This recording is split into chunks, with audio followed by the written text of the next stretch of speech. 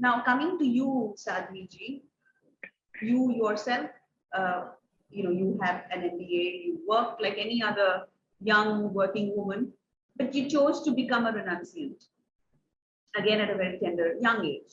So, can you talk a little bit about yourself as to what drew you to this, to the renounce, to renounce the world and become a sannyasi yourself? What drew you to this? So here there is no mystery at all. I remember one time, probably a year back, a lot of broken people come to the ashram.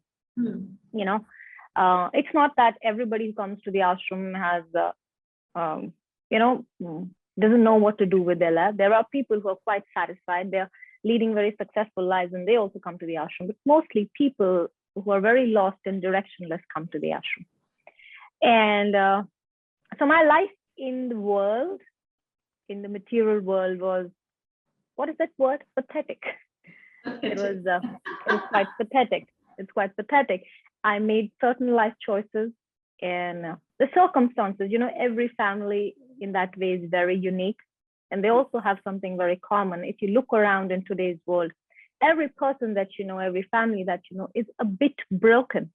We can smile and laugh and meet other people and have virtual presence, however we'd like to portray ourselves.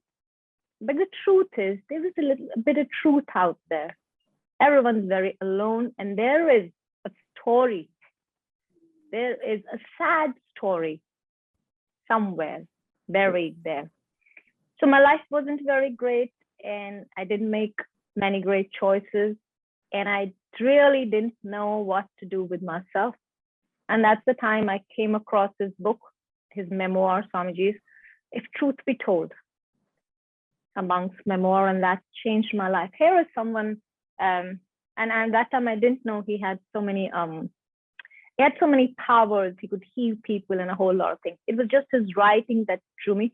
That it really amazed me that somebody could work so hard. I'd never done, people say that they work very hard, they're very successful, but sometimes we don't even know the meaning of what hard work and discipline is. And I wanted to be something different. However, I had led my life, and it wasn't such a tender age. I was already in my mid-30s. It's early 40s now. And today I can confidently say that, yes. Sorry to interject, but you joined in your mid-30s. Yes. So it's been nearly 8 or 9 years now. Right. And so that's what drew me. I wanted to do something. I wanted to do something better with my life. I wanted to find meaning, and I just didn't know how. And he inspired me, and that's what led me to him, to God, to divine way of life. Did you have a kind of a spiritual, while in your other life, say we call it purvashram, right? Let's say you're before you became a sannyasi. So as a child growing up, did you have this kind of stimuli in your family, or was there any kind of like mother or father or somebody in the family who was spiritual in nature? Did you have those kind of anybody who was inspirational that way when you were growing up? My father was in the Indian Army, and he was away for quite a while. He was there in Sri Lanka when IPKF was there, then he was there in Srinagar, and he was all over the place. Basically, I grew up from when I was, I think, 8 years till I was 15 years. He was just serving in field areas. Barely saw him. My mother was quite devoted to Ma Jagdamba. But you know how the thing is with all these modern families, everybody knows only so much. So while values are passed on, and the Gayatri mantra, know that there is an altar and all of those things, but beyond that, there is a God and there is you don't know much. That is my state, and I didn't really know much, and that's all there was to it. We were God-fearing, God-loving people, but at a very basic level of understanding of these things. Yes. You mentioned your father was in the Indian Army. Mine was in the Indian Air Force. So you know how it is, and it's a very beautiful, fulfilling life. but there is still so much missing that you only learn once you are, I agree. when you grow up. Yes, yes. Very true.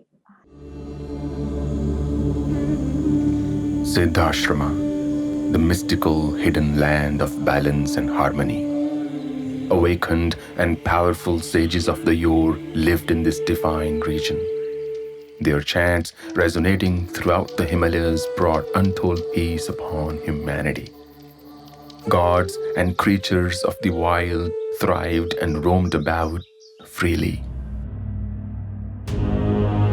And then the Dark Age descended, bringing with it war, diseases, and immorality.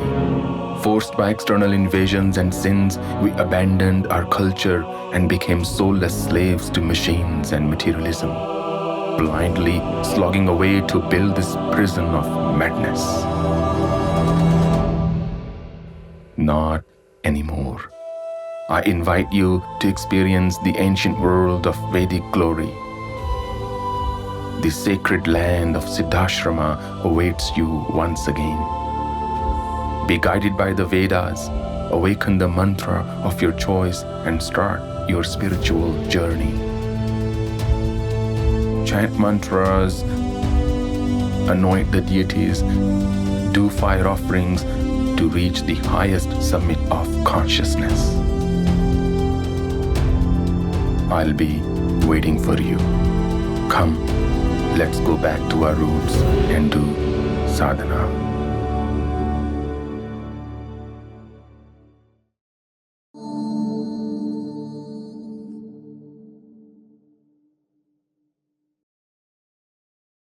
Please remember to subscribe to us and switch on the notifications for this channel. For our other social media links, more content, and to support our work, please visit citti.net. Dhanyavad. Namaskar.